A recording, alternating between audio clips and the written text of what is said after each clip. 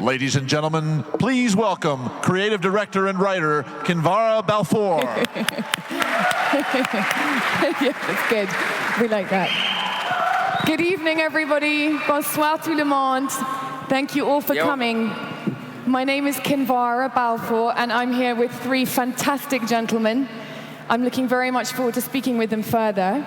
I am going to let them introduce themselves. The man on my left comes by first name only, which means he's extremely famous because only really, really famous people have one name. And I'm going to follow on from that with the other guys who have also one name only. We're going to give them that credit tonight. So Akon, do you want to introduce yourself? Yes, of course. Thank you very much, baby. Akon, founder of Akon Lighting Africa. Samba? Samba Bathilly. We're going to have to put that microphone much closer. Samba Bathilly, CEO of Solectra. Thione Niang, founder and president of Give One Project. Welcome, welcome. Thank you all for coming. I'm going to start by saying, someone in the audience, I'm going to ask you, we're all crazy about social media here. I believe that is the absolute foundation. Communication is the foundation of all entrepreneurship. If someone could be kind enough to take a photo, I'm going to come to you, and then we can Instagram it, tweet it, Facebook it later. Thank you. I have two volunteers there. Thank you. If we can't communicate what we're doing here with the rest of the world, then there's no point us being here. So I'm very, very mad about social media. Right, I'm going to ask Akon first. How did Akon Lighting Africa begin? How did you get involved in the first place? Well, Akon Lighting Africa was an initiative that we thought about. Ultimately, as I was traveling, I started to realize the difficulty it was to just have basic access around Africa and places that we were traveling. And I just want to clarify, you were born in Senegal, you then were educated in America, but you have a big attachment to Senegal and all of Africa. Yeah, originally I'm from Senegal, West Africa.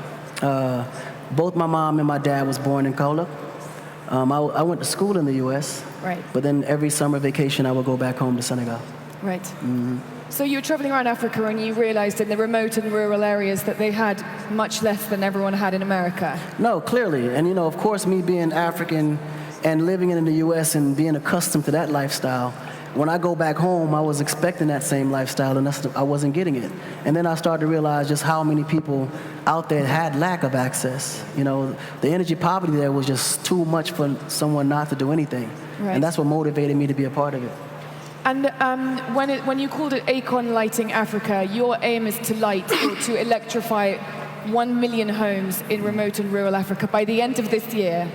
Am I right? Yeah, when we started in January, that was the goal. Okay. How's that goal going? Well, we started with the idea of lighting 1 million homes, and now we're in 14 countries. Fantastic. Fantastic. Yeah. It's fantastic. And how do you, I just want to explain to everybody about how are you lighting Africa? Just explain to us the actual concept. You're putting solar panels on houses everywhere. Yeah, so we're doing solar panels, and we're also doing solar street lamps throughout all the roads in Africa as well. The idea was to light the rural areas and areas where the energy grid couldn't reach. Because of course, as you know, for us to try to reach those areas, it'd be tremendously, expensive. And we don't have all the access to get to those areas, but people still need electricity and light in that area, so that's been our main focus. And if you're setting them up like that, is there someone then you're creating employment, I suppose, by having people maintaining what you're setting up? Well, that was the old idea. We didn't want to just come, put lights, and walk away. We wanted to put our people in position to where they can, pretty much be a part of building the continent themselves. So there's nothing that we get into where we don't, employ the locals. All of our programs, as we ship out equipment, we have locals there to receive it, we have locals there to install it, and then we have locals there that maintain it. So our program is actually building jobs for them. Right. And I was thinking today about the fact that there's still 5 billion people in the world to still come online, and they will do so via smartphone. And now when they have electricity, that really, along with Google's Project Loon, which is going to supply, internet to them, how have you seen so far, with the people that lives you've transformed already, have you seen their lives change so dramatically now that they also have the internet as well as electricity? No, you have no idea. You see the faces on them. There's been people that never, ever seen light at night. So for us to be able to provide a gift, something like that was just amazing. And we even took it further, because now we're in a position where we're actually laying fiber optics through those areas. So that way, when they go into their home systems, they can actually be able to utilize those home systems now to actually connect to Wi-Fi and also be able to stream, whether it be entertainment or just basic paying bills. The world is changing so Absolutely. rapidly. Absolutely. And Samba, how did you guys come together? How did you connect on this project? I'm going to ask you to lift that thing up, Okay. because apparently you can't hear. All right. Yeah. Okay, basically that was last December when I received a call from Sean telling me that Akon is having an idea to work into the solar energy. And basically he told Sean that the person that I know who's dealing with solar energy in Africa is Mr. Bathilly. So then we decided to meet. As soon as we meet in December, so I put together the different partners, a financial, technical partner. We have a meeting, we sign a MOU. 2 weeks after, we hit the road. And then with the different partner, we mobilize $1 billion credit line. And so far, on that $1 billion, we use $204 million. So we keep on moving from country to country. As Akon said, we are today in 14 countries, but from 7 December, we're going to be into next six more countries. So our target is to be into 38 countries and dealing with street light, home system, system for administration, can be rural clinic, school, mayor offices, and so on. Today what we have, and that what makes us different from the other company, is that we put together the best company together, the best company in the solar area, because when you're talking about solar, you're talking about solar panel, you're talking about batteries, you're talking about regulator, all kind of equipment. So from a distance, you might think it's something very simple, but there is different people who work in the solar industry. So we decide to put together the best of them. We choose some British, Chinese, US. So we make our due diligence. We find out the best, and we put them together to team up with us. That's what bring today Akon Lighting Africa live in Africa. And Chan, just explain to us your involvement, because I know that you're founder of Give One Project, which is connected with Akon Lighting Africa, but it's also its own charity initiative. So how do you fit into this global domination project? They already gave you a little bit of the story of how this happened. My background is on youth development. I've worked closely with President Obama in both elections, and I was the president of the Young Democrats of America for 4 years. I've worked a lot in many of these countries. And when Akon and I met, our first thing was, what can we do for our mother continent, for the continent?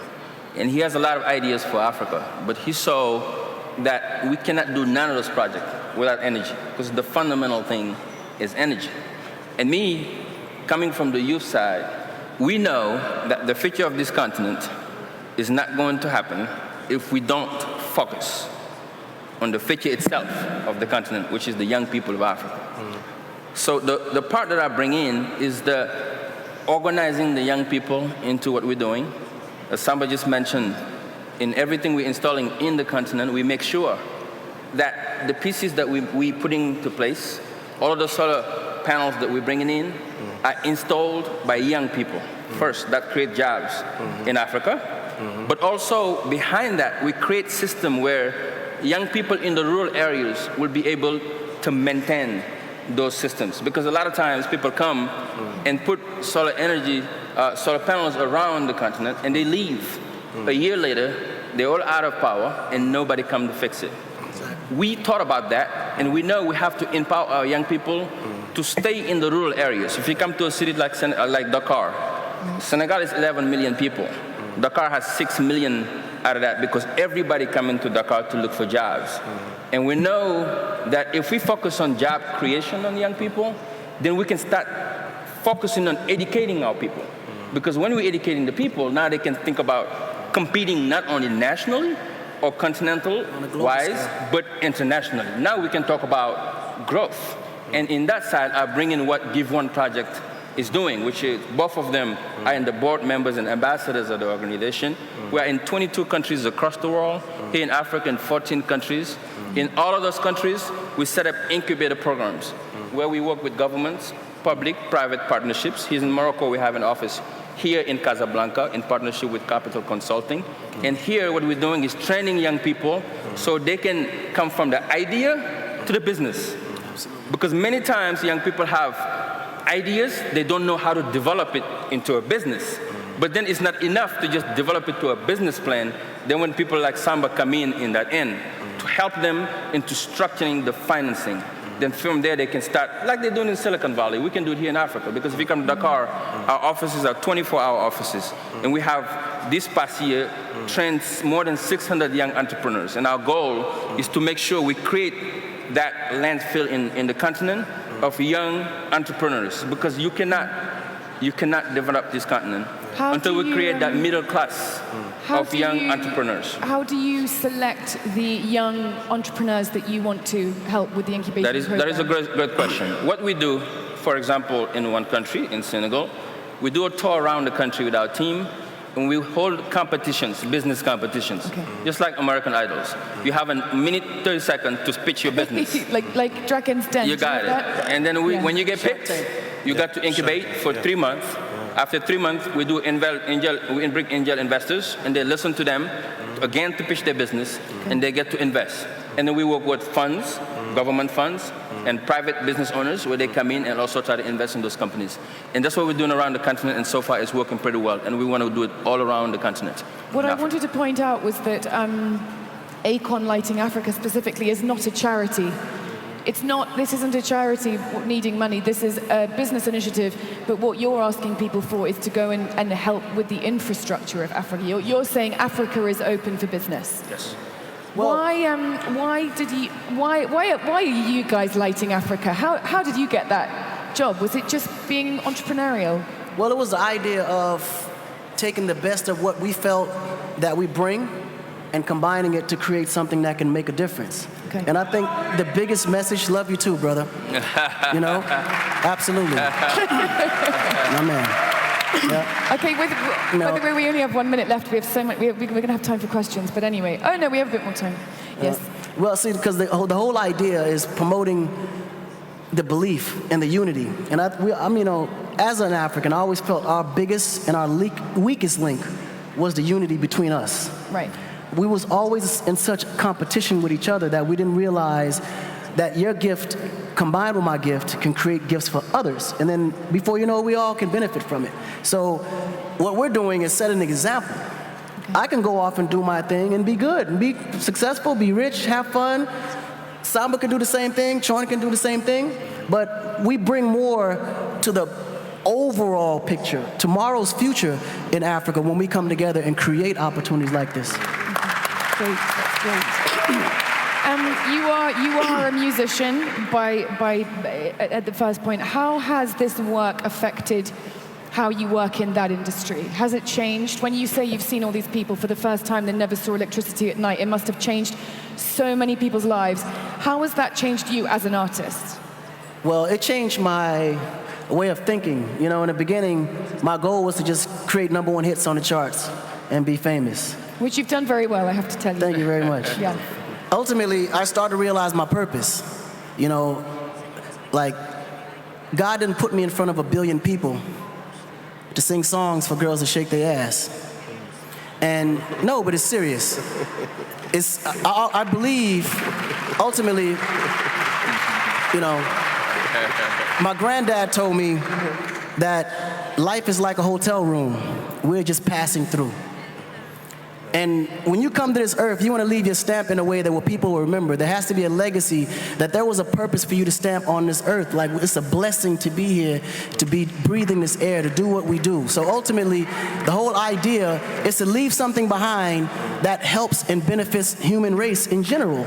And that's what I want to do. I want to leave a legacy to where when they mention my name or Samba or Chon, they'll say that these three guys were musketeers that came in and helped to develop the future of Africa and what it is today. The same way our forefathers did it for us in America. Good for you. Good for you. Now, I'm looking at, we're going to have time for two very, very quick questions. So if you'd like to ask a question, first guy there in the beige jacket, please, at the back. Please, can you state who your question is for? State who your question is for, and you can sit and say your name. Sure. I'm Youssef. I have a question for the three of you. We cannot deny the power of charity. We are the proof. Our family were the heroes. And my question is, how can entrepreneurship complement the charity, the power of charity? How can both of them change the world? That's my question. Thanks for it. Does one of you choose to answer that? Well, go ahead. John. You want to do it? Yeah. Well, I think honestly, entrepreneurship and charity go hand in hand.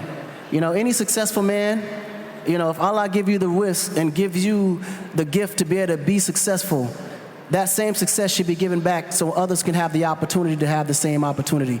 Ultimately, but when it comes to Africa, Africa is so rich with resources, so rich with history, so rich with human resources itself. One thing Africa never needed was charity. All we needed was opportunity.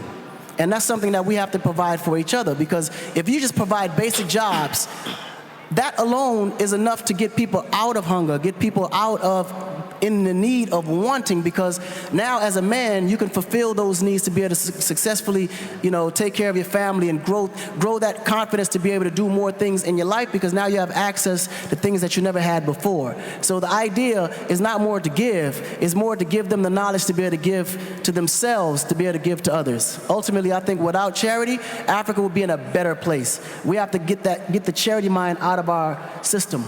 We have more than enough. We ourselves been giving to others. They're the ones receiving the charity. It's not Africa. No. So now what we're giving out, we have to get back in tenfold. And I think the younger generation is going to be in a position to do that.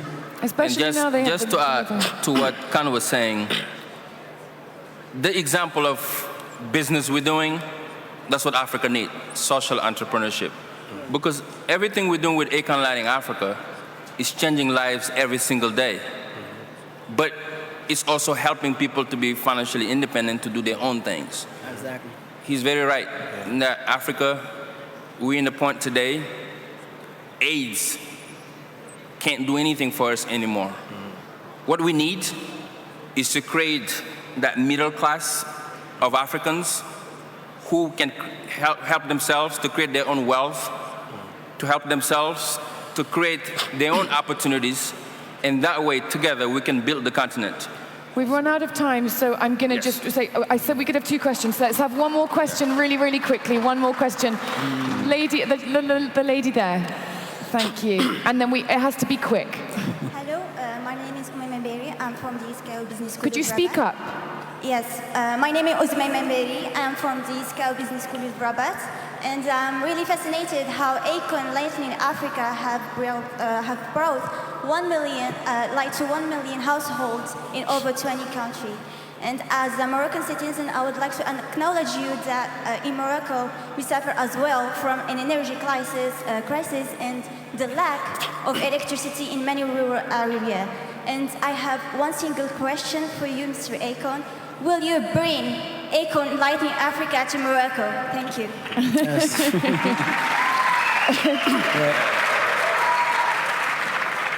I'm glad you said that, and I hope there's still some Moroccan dignitaries here that heard that question. Akon Lighting the World. You heard it here That's first. the idea. One of the main reasons for coming to Morocco was to see where there was, you know, lack of electricity. But believe it or not, Morocco is very, very blessed. When it comes to energy, you guys aren't that short. So in areas where they are, though, we would love to be of help. Absolutely.